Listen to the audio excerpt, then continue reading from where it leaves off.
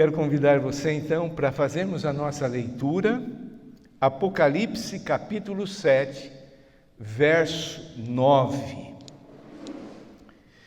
Depois destas coisas, vi, e eis grande multidão. O tema da nossa mensagem hoje será a grande multidão. E aqui então João, ele está lá no céu, tendo visões gloriosas, e agora ele vê grande multidão que ninguém podia enumerar, de todas as nações, tribos, povos e línguas, em pé diante do trono e diante do Cordeiro, vestidos de vestiduras brancas, com palmas nas mãos. Vamos orar? Papai, nós queremos que o Senhor revela a Tua palavra. E para isso nós queremos submeter as nossas vidas à autoridade da Tua palavra. Para que o Senhor, através do Teu Santo Espírito, fale a cada um de nós. Em nome de Jesus. Amém. Antes de sentar, diga assim: a grande multidão. Isso, agora você pode sentar. A grande multidão. Então vamos dar uma olhada nesse versículo, Apocalipse 7, versículo 9.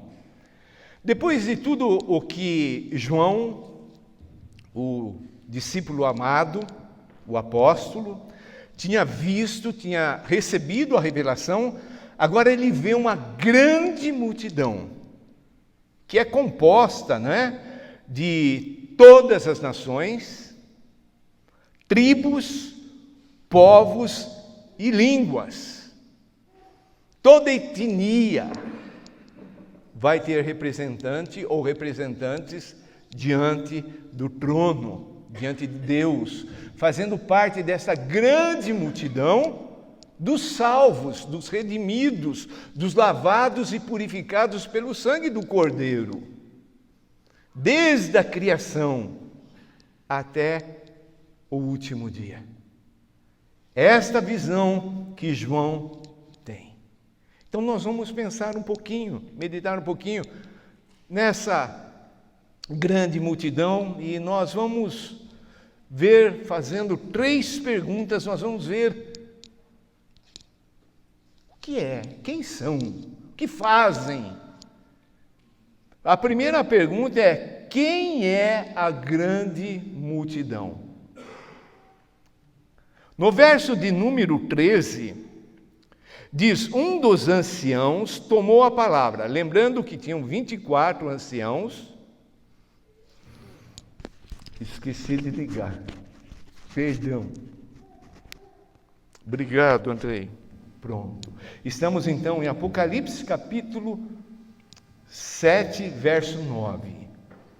É apresentada uma grande multidão. Uma grande multidão. Vai ter japonês? Vai. Vai ter coreano? Vai. Vai ter russo? Vai. Vai ter brasileiro? Vai. Vai ter indígena de cada tribo? Vai. E o nosso, de todos os continentes, Então o nosso trabalho como igreja nada mais é do que ir atrás dessas pessoas, anunciando o evangelho do reino, porque muitas pessoas falam que acreditam em Deus, que confiam em Deus, mas não conhecem nada, estão perdidas. Eu caminhei assim por um monte de tempo, um bom tempo da minha vida. E a igreja tocava nas reuniões, cantava, ajudava. Aí na hora que havia ali a pregação, a homilia, eu saía, porque na esquina tinha um barzinho, eu saía para tomar um pingão e voltava para a continuidade. Coisa triste, não entendia nada. Então quem é esta grande multidão? Então verso 13, esse ancião dos 24, se levanta e toma a palavra dizendo: estes que se vestem de vestiduras brancas, Quem são e de onde vieram? Uma boa pergunta. Quem é esse povo aí? Quem são eles? De onde eles vieram? O ancião, lá diante do trono de Deus, fez essa pergunta. E aí eu vejo uma resposta maravilhosa de João, não é? Muitas vezes a gente quer especular e a gente quer responder. Mas vamos ver o que respondeu ali. João: respondi-lhe, meu Senhor, tu o sabes. Ah, se nós agíssemos assim também, não é? Se nós pudéssemos, diante de tantas perguntas que nos são apresentadas, falar assim: o Senhor sabe. Como a gente gosta de ser entendido, né? Em todas as áreas. A gente quer ser o dono da verdade, mas diante do trono da glória, nós devemos dizer sempre assim: o Senhor sabe. Eu não sei de nada. Você já chegou a uma situação assim na sua vida? Já passou por um momento na sua vida que você olha as circunstâncias e você fala assim: não estou entendendo. O que vai acontecer? Será que vai ter alguma mudança? Você já pensou de você mesmo assim, alguma vez, uma vez só pelo menos na vida? Eu não queria ser assim do jeito que eu sou. Eu queria ser diferente. Lendo Jeremias esta semana, Deus me deu uma revelação ali da palavra. Jeremias falando como se estivesse dizendo para a mãe dele: mãe, a senhora me fez um homem de rixa, um homem que está aqui sofrendo porque se opõe, não é? A gente sabe a história de Jeremias. Se levanta contra todo o povo, contra todos os sacerdotes, e ele sente o peso. Então tem situações na vida que é melhor a gente falar: Deus, eu não sei de nada, mas eu confio no Senhor, eu entrego em tuas mãos, eu sei que o Senhor está no controle de tudo. Papai, eu gostaria de fazer diferente, mas quem sou eu? Não tenho força, não tenho poder. E aí então João, na resposta, né? Eu não sei, tu sabes.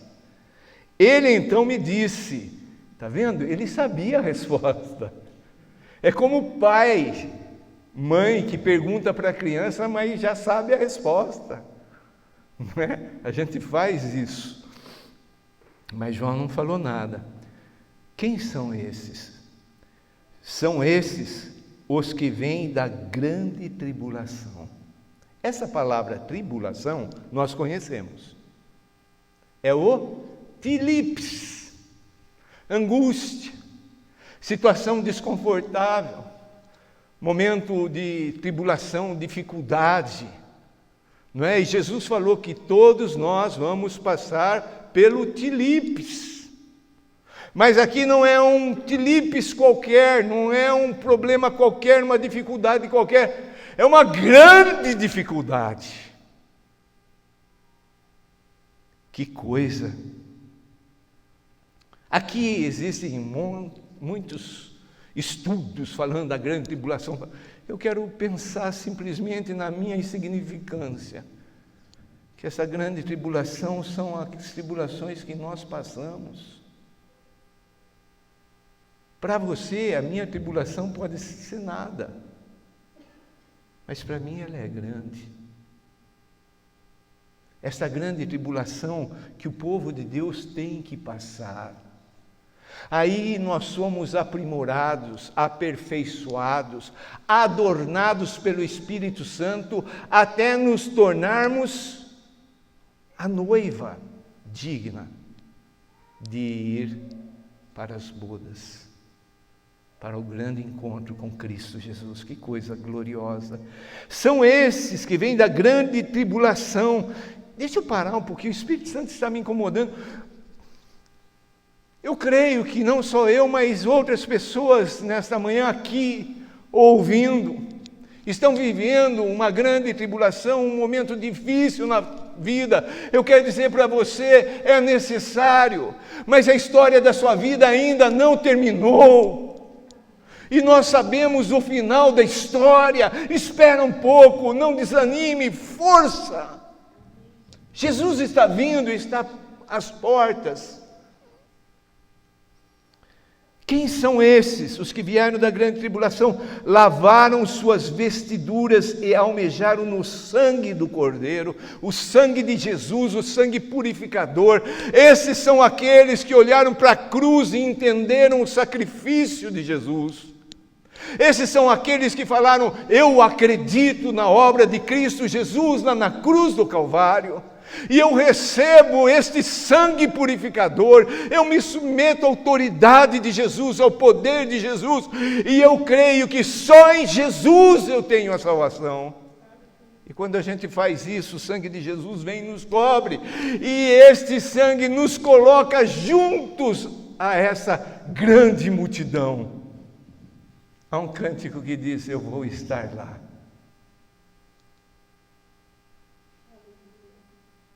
Há um cântico do falecido irmãozinho: ainda bem que eu vou morar no céu. Quando nós olhamos a nossa passagem nesta vida, ela só vai ter significado se estivermos vivendo para o Cordeiro. Todas as demais coisas qualquer ser humano vive. Quando nós vivemos para esse Deus, então nós somos incorporados a essa grande multidão. São todos? Não. Não. Somente aqueles que se entregaram aos cuidados de Jesus. A obra de Jesus foi para todos, mas não são todos que recebem. A cada ano a gente tem percebido o confronto contra a pessoa de Jesus vai se intensificando. O mundo tem ódio de Jesus. O mundo não aceita aquilo que Jesus fez na cruz. Mas esses daqui aceitaram e tiveram as vestes alvejadas, brancas, com o sangue poderoso de Jesus. A segunda pergunta: o que faz a grande multidão? O que está fazendo? Já viu gente falando assim? O que o pessoal vai fazer lá no céu? O que vai acontecer lá no céu? Vamos ver o que essa grande multidão faz. Verso 10: e clamavam em grande voz, grande multidão em grande voz, dizendo o quê? Ao nosso Deus que se assenta no trono e ao Cordeiro pertence a salvação. Nós vamos estar diante do nosso Deus, diante do Cordeiro Cristo Jesus, cantando louvores de adoração, dizendo: Santo, Santo, Santo, ao que está sentado no trono e ao Cordeiro pertence a salvação. Eu me empolgo com isso.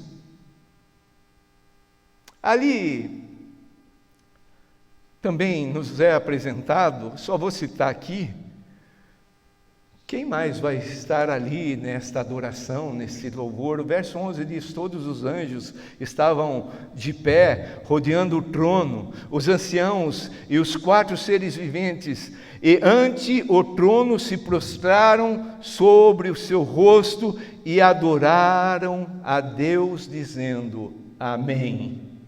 O louvor e a glória, e a sabedoria, e as ações de graça, e a honra, e o poder, e a força, sejam ao nosso Deus, pelos séculos dos séculos.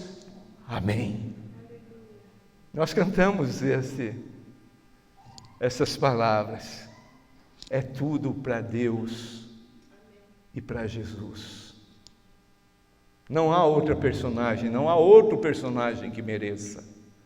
Muitas pessoas boas, homens, mulheres bons, que viveram aqui, mas somente são dignos o Pai, o Filho e o Espírito Santo, nosso amado Deus.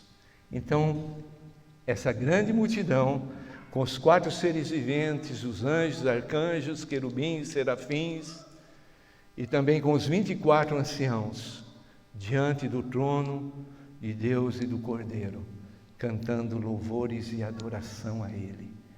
O que faz essa grande multidão? Nós já vimos que estão lá declarando.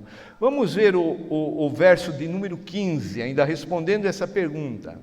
Razão que se acham diante do trono de Deus e o servem de dia e de noite no seu santuário. O céu é um lugar de serviço, porque aqui na terra é um lugar de serviço. Jesus veio e Ele não fez a vontade dEle, Ele veio para servir, Ele fez em tudo a vontade de Deus Pai. Nós, quando temos o Espírito de Deus agindo em nós, nós temos um coração de servos.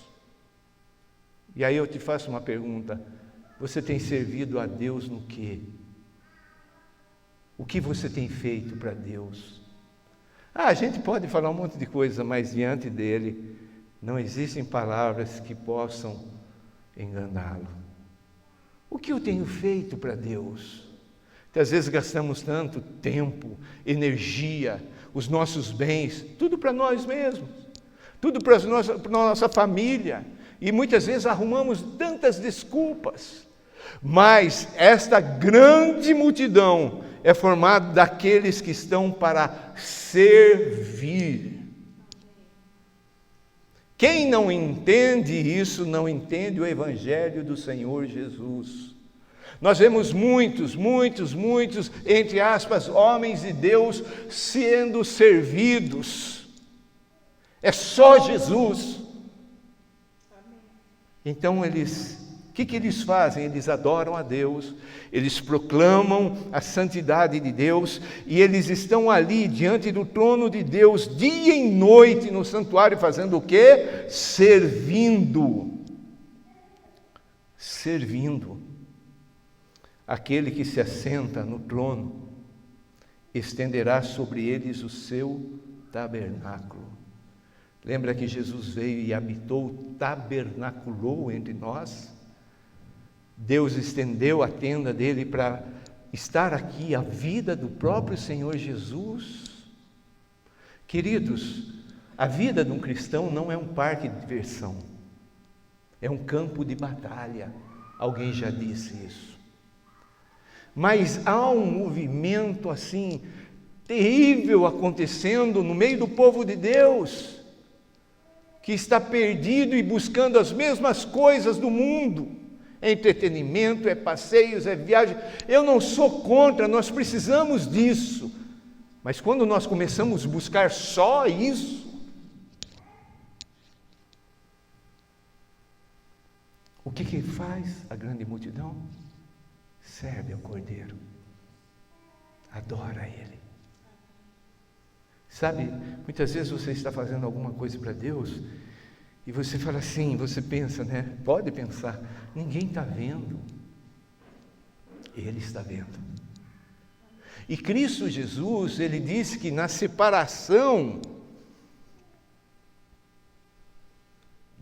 das ovelhas e do bode, Ele falou que quem dá de vestir, quem dá de comer, quem recebe o estrangeiro, quem visita o prisioneiro, quem visita o enfermo. Quando nós estamos fazendo isso, nós estamos servindo a Deus. É que ficou muito aquela ideia de igreja que servir a Deus é só aquilo que eu faço na igreja. Tem que fazer? Tem que fazer. Mas não é só aqui, é no dia a dia. Tudo aquilo que nós fazemos, nós demonstramos ou não o amor de Deus para com as pessoas.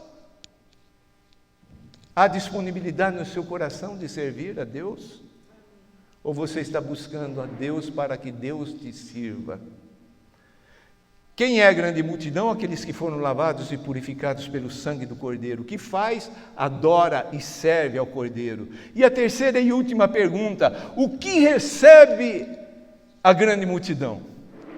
Nós temos isso na nossa cabeça, né? Um tal de uma barganha, né? Eu vou fazer isso, mas eu vou receber o quê? Nós não agimos assim para com Deus. Mas Deus, no seu infinito amor, Ele sempre tem muito mais do que aquilo que a gente pensa, ora, imagina, pede. Ele tem muito mais para nos dar. E olha cada coisa maravilhosa. Verso 16: jamais terão fome. Você fala assim, mas hoje eu não tenho. Amém, glória a Deus, porque Ele é o nosso provedor, né? Mas nós vivemos num mundo onde grande maioria passa fome diariamente. E o nosso Deus é o Deus que faz o povo lá no deserto receber milagrosamente o maná celestial. Nós não vamos mais ter fome. Promessa do Senhor. Talvez você fale fome de, não estou com fome não, mas você tem fome do alimento espiritual? Como é que está a sua vida? Como é que está a sua devocional? Nós temos as 24 horas de oração como igreja, você participa? Como é que está o momento a sós com Deus? Como é que está o seu louvor no dia a dia? Porque a gente chega aqui, a gente canta, é gostoso. Mas e amanhã, depois da manhã? Você louva a Deus, você canta para Ele, você adora a Ele. O salmista, ele falava da sede, da fome que ele tinha de Deus.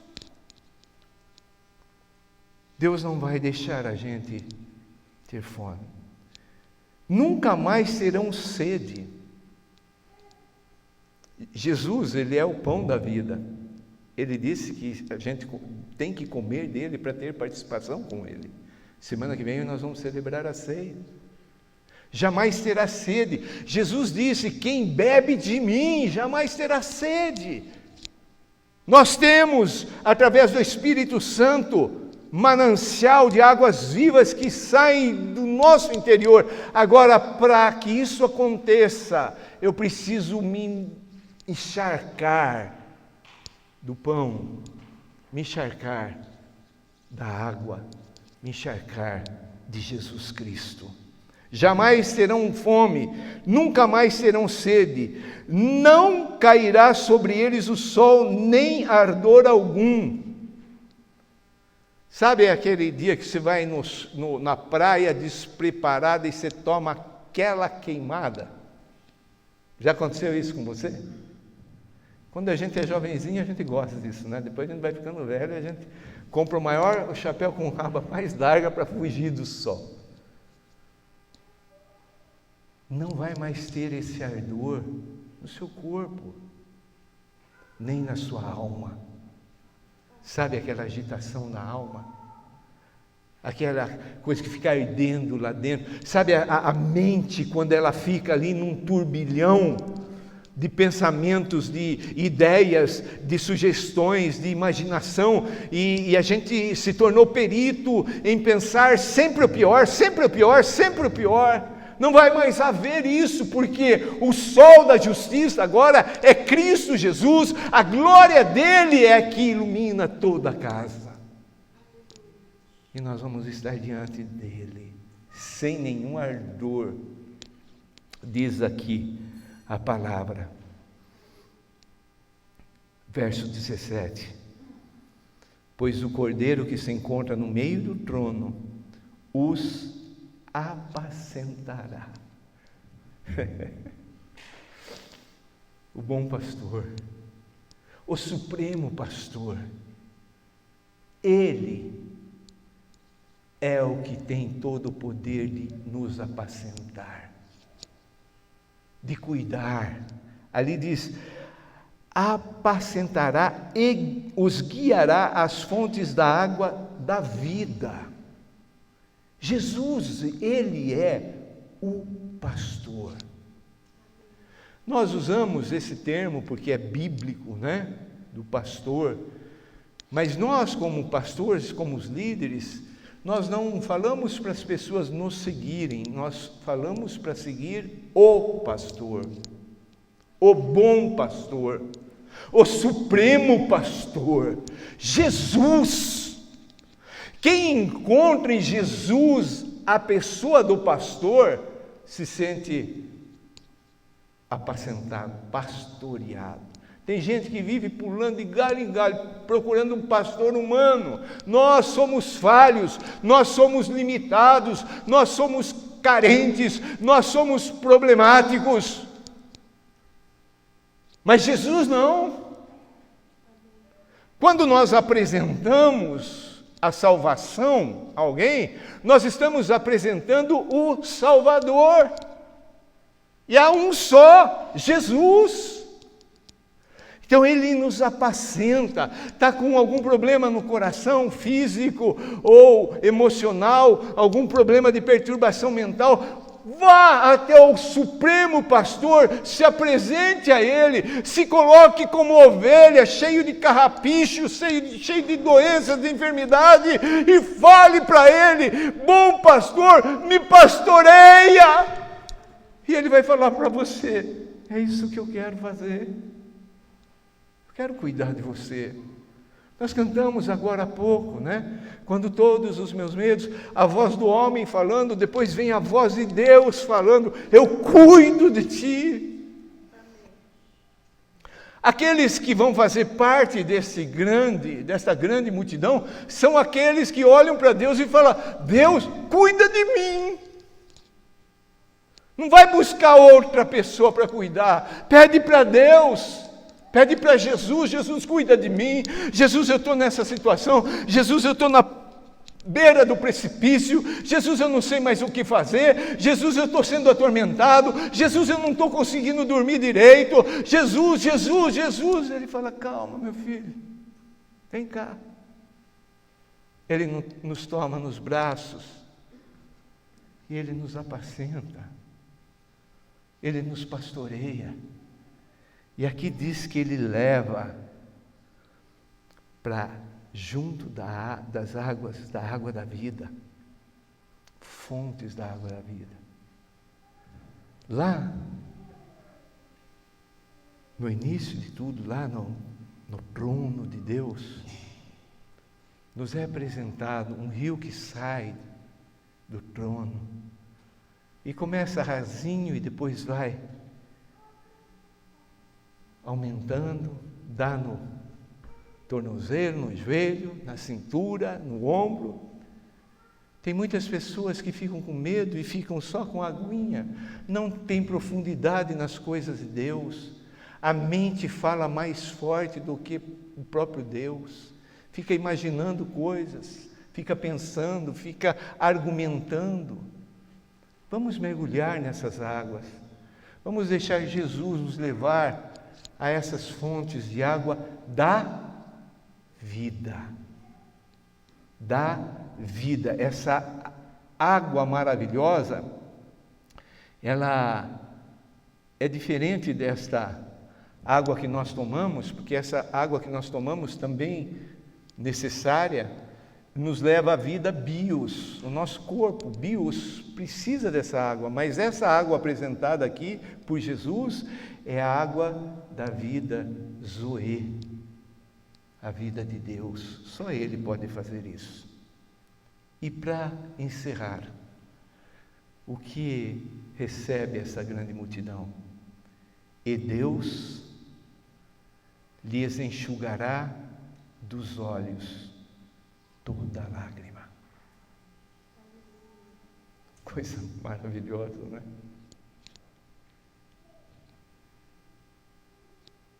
Os dias são difíceis, as situações, as tempestades batem contra as nossas vidas e a lágrima desce, o choro vem, mas Deus vai enxugar dos nossos olhos toda lágrima. Quem é a grande multidão? Aqueles que foram lavados e purificados pelo sangue do Cordeiro, têm as vestes brancas. O que faz a grande multidão?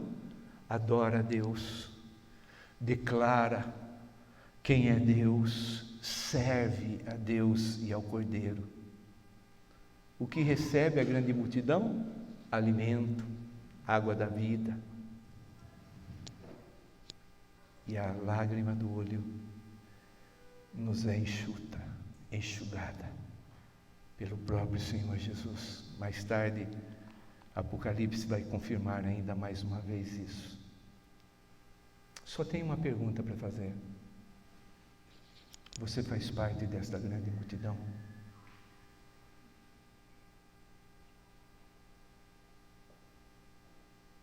Você já reconheceu Jesus Cristo como sendo seu Senhor, seu Salvador? Você serve a Ele, você o adora, você ama a palavra, você tem se alimentado de Deus. A sua família não é mais importante do que Deus. E a sua família vai estar segura quando você priorizar a Deus. Se priorizamos a nossa família, o nosso trabalho, o nosso divertimento, é um sinal claro de que precisa ser mudado alguma coisa lá no nosso interior. Você faz parte desta grande multidão? Se não, você quer fazer parte desta grande multidão? Tem muitas pessoas, amados, e eu não falo isso em tom de acusação, mas da esperança de que caia a ficha. Tem muitas pessoas que congregam, leem a Bíblia,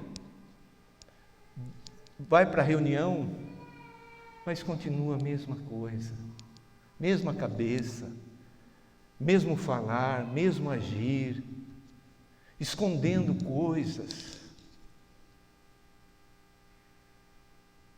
Você quer fazer parte dessa grande multidão? O caminho é um só. Cristo Jesus, Ele disse: eu sou o caminho. Vamos orar.